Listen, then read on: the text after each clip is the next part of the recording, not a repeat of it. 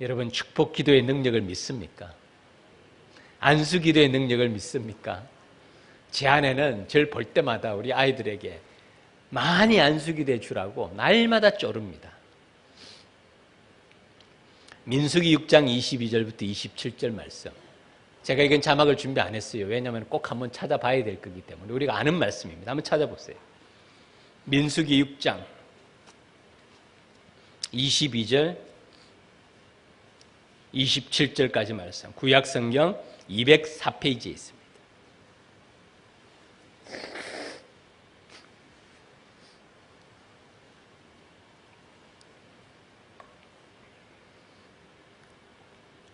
민수기 6장 22절부터 마지막 절까지 말씀. 우리 한 절씩 교독으로 읽읍시다. 제가 22절부터 시작합니다. 구약성경 204페이지 민수기 6장 22절입니다.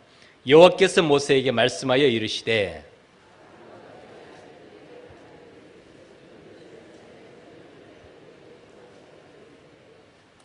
여호와는 내게 복을 주시고 너를 지키시기를 원하며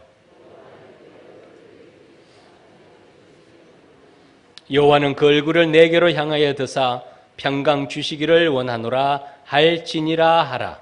그들은 이같이 내 이름으로 이스라엘 자손에게 축복할지니 내가 그들에게 복을 주리라. 아멘. 제가 약간 감기가 걸려서 허스키한 목소리가 되니까 더 매력적이지 않습니까? 그죠? 제가 들어도 그런 것 같아요. 예배 때마다 제가 하는 축복 기도의 내용이 여기 그대로 있습니다. 이 말씀은 여호와께서 모세에게 말씀하신 아론과 그의 아들들에게 말하기를 너희는 이스라엘 자손을 위하여 이렇게 축복하라. 이렇게 축복하라면서 말씀을 그대로 주셨어요. 여호와는 내게 복을 주시고 너를 지키시기를 원하며 여호와는 그의 얼굴을 내게 비추사 은혜 베푸시기를 원하며 여호와는 그 얼굴을 내게로 향하여 드사 평강 주시기를 원하노라. 하나님께서 우리를 향해서 얼굴을 드시면 어떨까요? 그의 얼굴을 내게 비추시고 그 얼굴을 내게로 향하여 드시면 우리 삶에 어떨까요? 정말 아름다운 말씀이에요. 그런데 맨 마지막에 이렇게 말씀하십니다. 그들은 이같이 내 이름으로 이스라엘 자손에게 축복할지니 내가 그들에게 복을 주리라. 축복 기도하는 사람과 축복하는 사람이 분리되어 있어요. 축복 기도는 누가 합니까? 제사장이, 아론과 그의 아들들이. 물론 오늘의 교회가 성전은 아니고 예배가 제사는 아니에요. 그래서 목회자가 제사장과 같다 이렇게 말할 수는 없습니다. 그러나 제가 보기에는요, 목회적인 영역은 옛 제사장의 영역보다 더 높고 완성된 부분이에요. 그리고 그 다음에 복을 주는 분은 누군가? 그들은 이같이 내 이름으로, 하나님의 이름으로 이스라엘 자손을 축복하면 내가 그들에게 복을 주리라. 하나님께서 복을 주시겠다는 말씀입니다. 하나님께서 하나님의 백성들에게 은총을 베풀어 주실 줄 믿습니다. 록펠러는 그릇이 큰 사람이었어요. 제가 봐도. 전 역사상 이런 사람이 있었다는 게 감사합니다. 정말 그릇이 큰 사람이었어요. 첫 번째, 하나님을 친아버지로 섬기라. 하나님을 친아버지로 섬기라. 이게 믿음입니다. 이게 믿음입니다. 친아버지. 아버지가 얼마나 자녀를 돌봅니까? 엄마도 마찬가지죠. 하나님을 친아버지로 섬기라. 그 다음에 두 번째는 목사를 하나님 다음으로 섬기라. 그릇이 큰 사람이에요. 축복을 하는 사람과 실제로 복을 내리는 사람에 대한 마음이 다 열려져 있는 것이. 정말 저는 인류 역사상 이런 사람이 있었던 것을 감사합니다. 그리고 하나님의 약속의 말씀대로 내가 하늘 문을 열고 너희에게 복을 쌓을 곳이 없도록 붙지 아니하나 보라. 그분은 정말 복을 쌓을 곳이 없도록 축복을 받은 사람이에요. 지금의 빌 게이츠가 그의 재산의 4분의 1에 불과하다는 사실을 생각하면 어마어마한 일이에요. 정말. 인류 역사상 이런 일이 일찍이 없었을 만큼 내가 하늘 문을 열고 너에게 복을 쌓을 곳이 없도록 붙지 아니하나 보라. 시험해 본 사람이죠. 만군의 여호와가 이르노라 너희의 온전한 11조를 창고에 들여 나의 집에 양식이 있게 하고 그것으로 나를 시험해 본 것이. 내가 하늘 문을 열고 너에게 복을 쌓을 곳이 없도록 붙지 아니하나 보라. 그야말로 하나님의 축복의 모델하우스가 된 사람, 시범 케이스가 된 사람이에요. 우리 믿음의 백성들이 이 땅을 천국의 순례자로 살아갑니다. 우리의 본향도 중요하지만 이 땅의 삶도 중요합니다. 그러나 우리는 압니다. 이 땅의 삶이 전부는 아니에요. 그리고 이 땅을 살아가는 동안, 천국의 순례자로 살아가는 동안에는 하나님이 약속했습니다. 천국의 기쁨을 누리면서 살아가도록 하나님은 축복하시는 줄 믿습니다. 하나님의 백성이라고 이 땅에 살아가면서 고난과 고통에서 면제되지는 않아요. 말씀드렸잖아요. 우리도 교통사고 당합니다. 목사도 병에도 걸리고요. 감기는 우습죠. 심각한 병에도 걸립니다. 수술 후에 또 다른 사고도 당합니다. 크고 작은 일을 당합니다. 그러나 그 가운데서도 우리 주님께서는 주의 백성들을 곁에 계시고 도와주시고 고난에서 구원해 주시고 우리의 삶의 걸음을 천국에 이르도록 우리와 동행하심을 믿습니다. 이것이 복된 삶이에요. 이런 복을 우리가 어떻게 누리면서 살아갑니까? 어제 수요예배 때 풍성한 삶. 풍성한 삶이 뭡니까? 사형리의 질문이 거기서부터 시작합니다. 당신은 이런 풍성한 삶을 누리고 있습니까? 내가 온 것은 양으로 생명을 얻게 하고 더 풍성히 얻게 하려 함이라. 이런 풍성한 삶을 살아갑니까? 라는 질문으로 시작합니다. 이런 풍성한 삶을 어떻게 누릴까요? 여러분 아마 기억할 겁니다. 이 이야기가 야베스의 축복이라는 조그마한 책에 나옵니다. 한 순례자가 천국에 도착했어요. 천국에 도착하면 맨 앞에 문을 누가 지키죠? 처음 들어보세요? 천국의 문지기가 누구라고 얘기하죠? 베드로라 그러잖아요. 다 베드로가 서 있습니다. 그러면서 천국에 도착했으니까 오리엔테이션을 하는 거예요. 천국을 다 보여줍니다. 이것도 저것도 다 보여주는데 한 큰 건물에는 이것은 그냥 지나갑시다. 이 사람이 호기심이 생기는 거예요. 다른 데는 다 보여주는데 왜 저 큰 건물은 안 보여주지? 쪼릅니다. 베드로에게 저것도 좀 보여주세요. 베드로가 말합니다. 안 보는 게 좋을걸요. 보면 후회할 겁니다. 그러니까 더 궁금하잖아요. 보여달라고 쪼릅니다. 할 수 없죠. 베드로가 그 문으로 들어가서 그 안에 있는 물건들을 보여주는데 그 문에 들어가니까 그 건물에는 박스가 산처럼 쌓여 있는데 박스마다 이름이 다 새겨져 있는 거예요. 그 사람이 그럼 내 이름도 여기도 있나요? 하니까 당연히 당신 이름도 있다고. 자기 이름을 찾아보니까 박스가 쌓여져 있어요. 자기 이름으로 된 박스가. 이게 뭡니까? 열어봐도 돼요? 열어보래. 열어보니까 그 속에 뭐가 들어있겠습니까?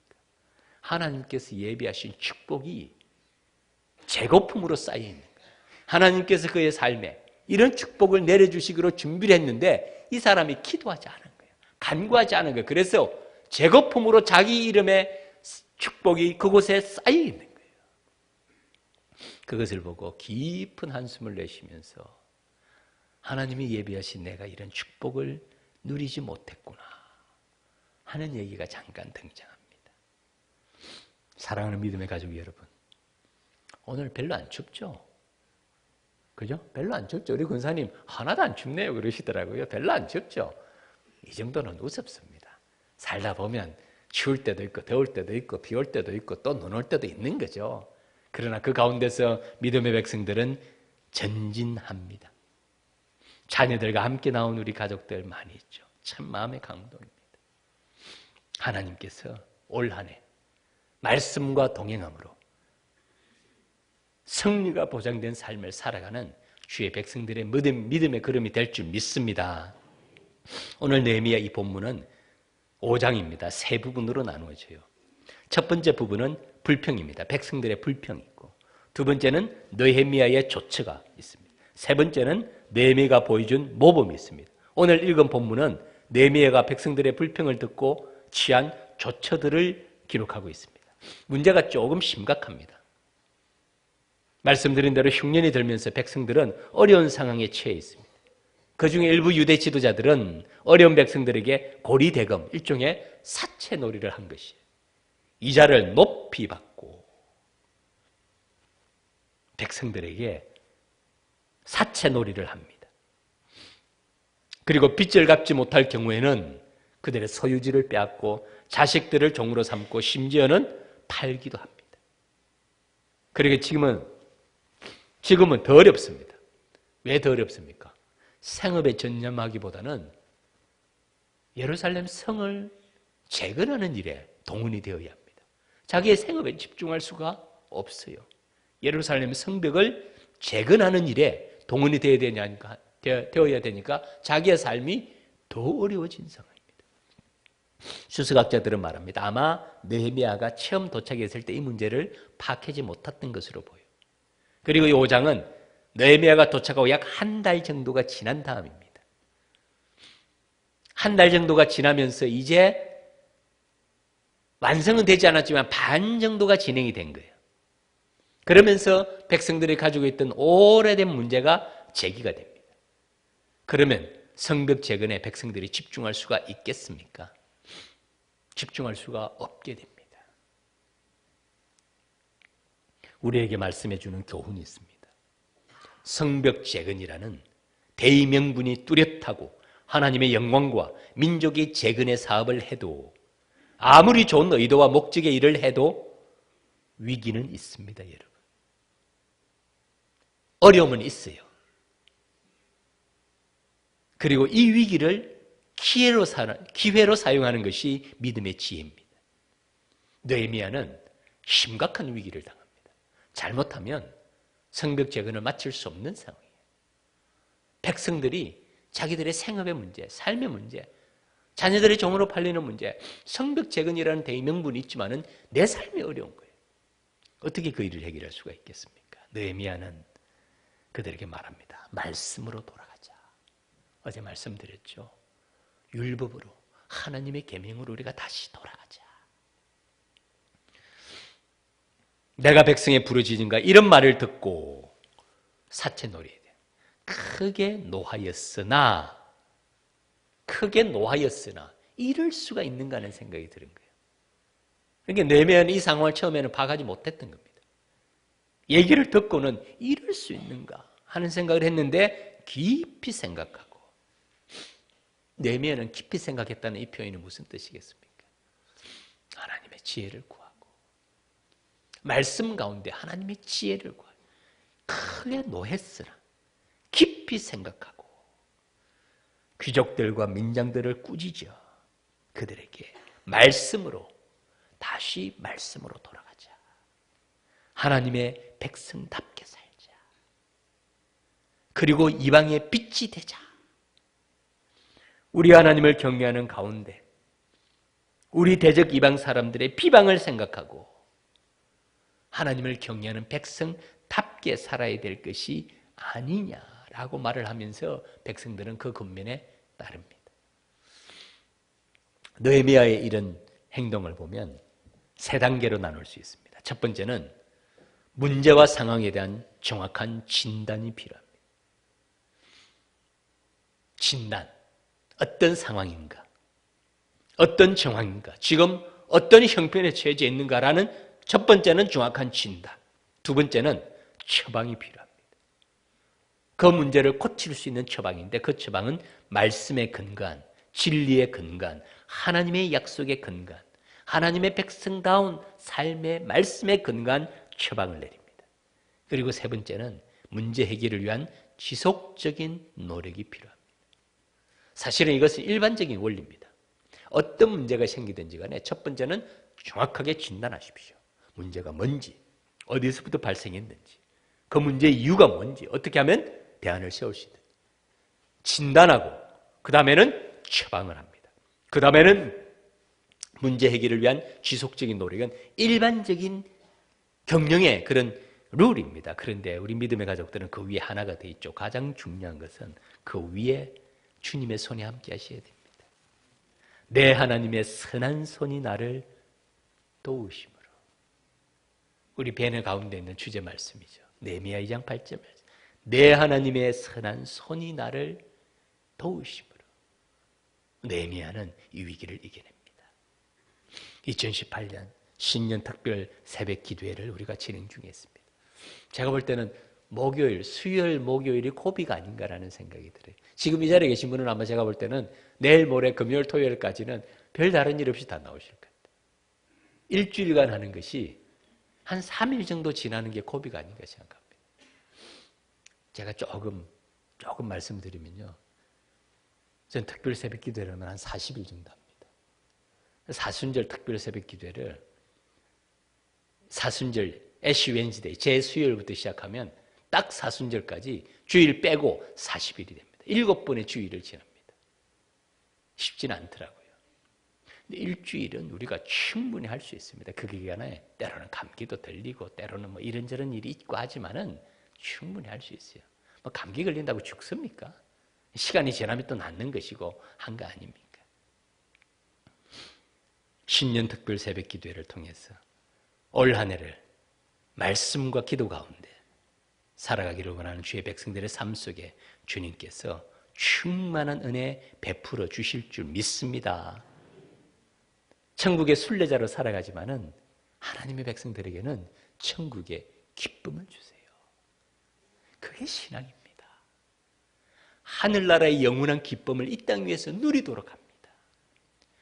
그것은 상황과 여건이 다 좋아져서가 아니에요. 어떤 상황에서도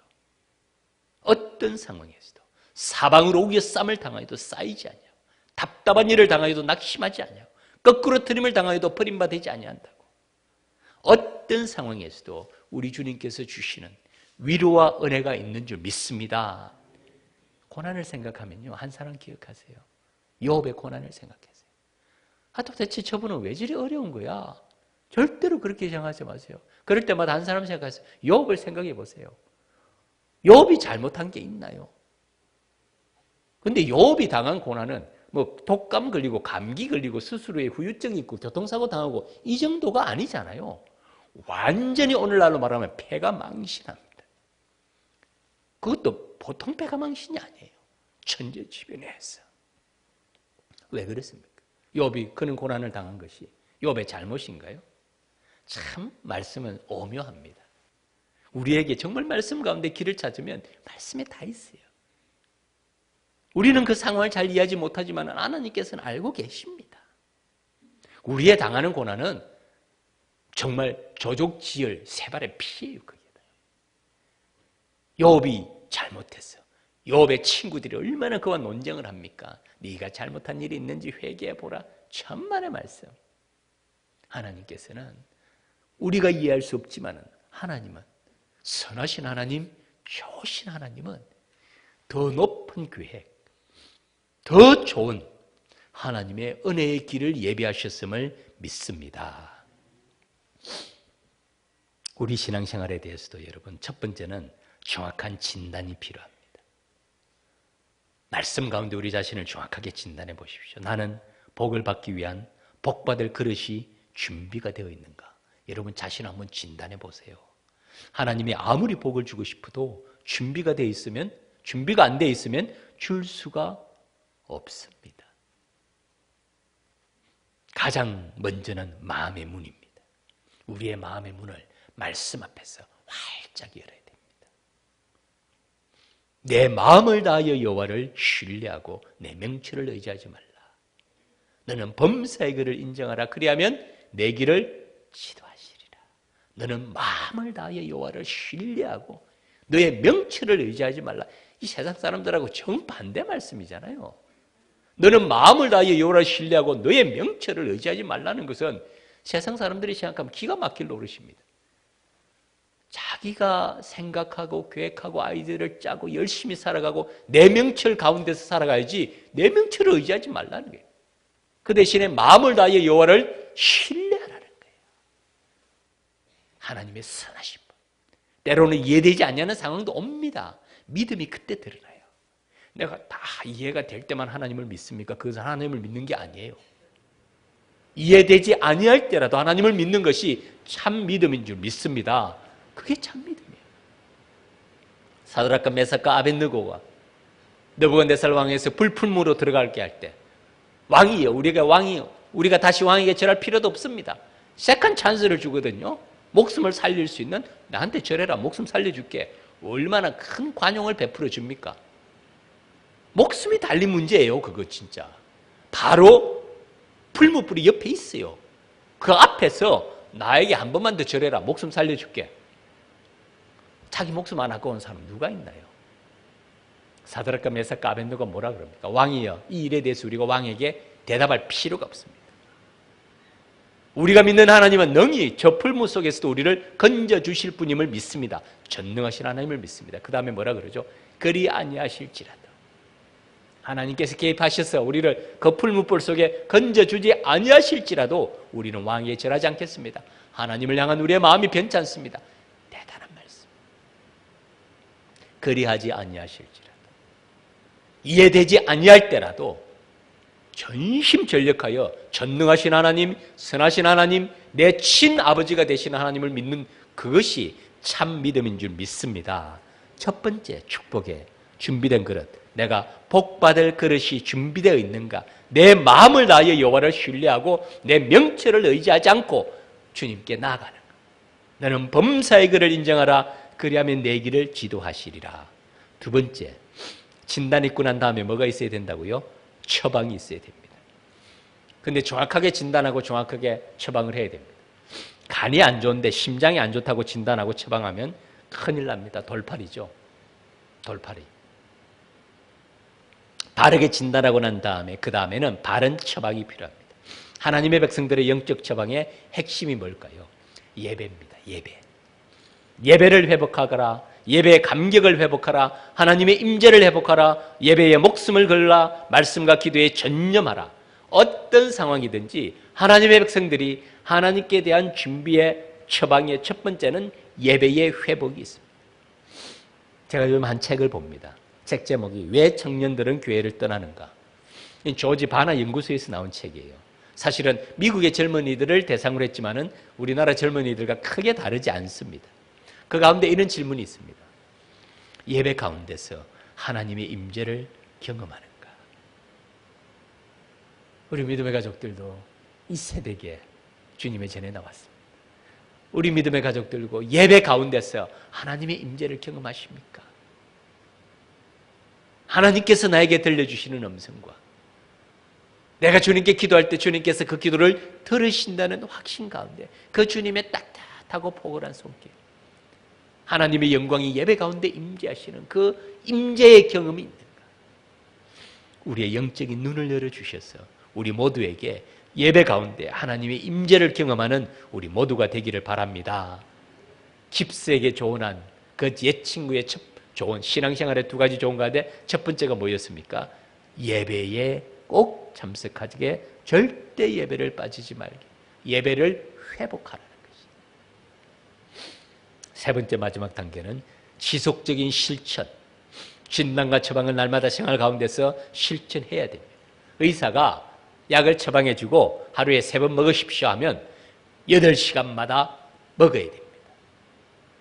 하루에 운동은 이렇게 하십시오라고 말하면 그 처방에 따라 운동을 해야 됩니다. 그래야 몸이 회복됩니다.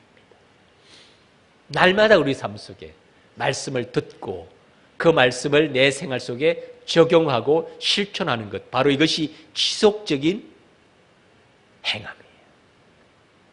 진단과 처방과 지속적인 실천, 그 위에 주님의 손으로 우리의 삶을 도와주시고 주님께서 개입하시고 이끌어 주실 줄 믿습니다. 원컨대 나에게 복에 복을 더하사 나의 지경을 넓히시고 주의 손으로 나를 도우사 나로 환난을 벗어나 근심이 없게 하옵소서 했더니 하나님이 그 구하는 것을 허락하셨더라. 야베스의 기도를 암송할 때마다 전 이 말씀이 가슴에 와닿아요. 주의 손으로 나를 도우사 나로 환난을 벗어나 근심이 없게 하옵소서. 말씀을 맺겠습니다. 사랑하는 믿음의 가족 여러분, 우리가 천국의 순례자로서 이 땅을 살아갑니다. 언젠가는 우리의 본향이 이를 것입니다. 이 땅의 삶도 우리의 삶도 우리 자녀의 삶도 중요합니다. 기억하십시오. 우리는 혼자가 아닙니다. 따라하십시오. 나는 혼자가 아니다. 나는 혼자가 아니다. 나는 혼자가 아니다. 누가 있죠? 남편이 있습니까? 아내가 있습니까? 자녀가 있습니까? 보혜사 성령께서 우리를 도우심을 믿습니다. 고린도전서 3장 16절 말씀 자막을 준비했습니다. 우리 같이 한번 읽겠습니다. 시작. 너희는 너희가 하나님의 성전인 것과 하나님의 성령이 너희 안에 계시는 것을 알지 못하느냐 알아라는 말씀이죠. 너희는 너희가 하나님의 성전인 것과 우리 자신 하나님의 성전이라는 거죠. 하나님의 성령이 어디에 계신다고요? 너희 안에 계시는 것을, 우리와 함께 하시는 것을 알지 못하느냐. C.S. 루이스의 말입니다. 눈에 보이지는 않지만 분명히 자신의 곁에 실제로 존재하며 객관적으로 외지하는 그분에게 자신을 맡겨버리면 그 이후의 일을 아무도 장담하기가 어렵다. 성령 충만함이 눈에 보이지는 않지만 영적인 세계를 주님의 도우심을 우리가 다 눈으로 볼 수는 없습니다. 눈에 보이지는 않지만은 분명히 우리 곁에 실제로 존재합니다. 그 마지막에 이렇게 말합니다. 우리의 삶이 끝나고 난 다음에 하나님을 대면하는 시간이 있거든요. 그런데 그때 이 사탄은 하나님을 대면하는 시간이 공포입니다. 공포지 않겠어요? 자기의 마지막 초상날이 하나님을 만나는 시간은 사탄에게 있어서. 그런데 이 버러지 같은 인간은, 우리 사람을 말해, 이 버러지 같은 인간은 하나님을 만나는 시간에 하나님의 영광 앞에서, 하나님의 광채 앞에서 두려워하기는커녕 하는 말이 당신이셨군요. 당신이셨군요. 전 그 말이 가슴에 와닿더라고요. 우리가 이 땅에 사는 동안에는 우리가 영적인 눈으로 다 하나님을 볼 수는 없습니다. 그러나 마지막 하나님을 대면할 때는 하나님, 아버지, 당신이셨군요. 그때 얼굴과 얼굴을 대면해서 보게 된다. 그리고 그 하나님의 영광의 광채 앞에 우리는 조금도 두려워하지 않습니다. 내 주변에 계신 분임을 어렴풋이는 알았는데 바로 당신이셨군요 하는 뜻이에요. 그게 잘 모르지만은 나와 함께 항상 동행하시는 것을 믿었고 생각을 하고 있었는데 대면을 하지 못했는데 바로 당신이셨군요 하는 얘기를 하게 된다는 것이. 믿음의 가족 여러분, 우리는 결코 혼자가 아닙니다. 천국의 순례길을 이 땅에 걸어갑니다. 크고 작은 환난도 만납니다. 그러나 그 가운데 천국의 기쁨, 하나님의 기쁨이 우리 가슴 속에 간직되어 있음을 믿습니다. 보혜사 성령께서, 보혜사, 보호하시고 은혜를 베푸시는 성령께서 우리와 동행하십니다. 우리의 헬프가 되세요. 우리의 카운슬러, 상담자가 되시고 우리의 컴포터, 위로자가 되세요. 우리 곁에 계세요. 그리고 우리의 간구를 들으시는 분입니다. 이 주님과 이 성령 하나님과 동행하면서 승리하는 믿음의 가족들의 2018년 복된 한 해가 되기를 주님 이름으로 축원합니다.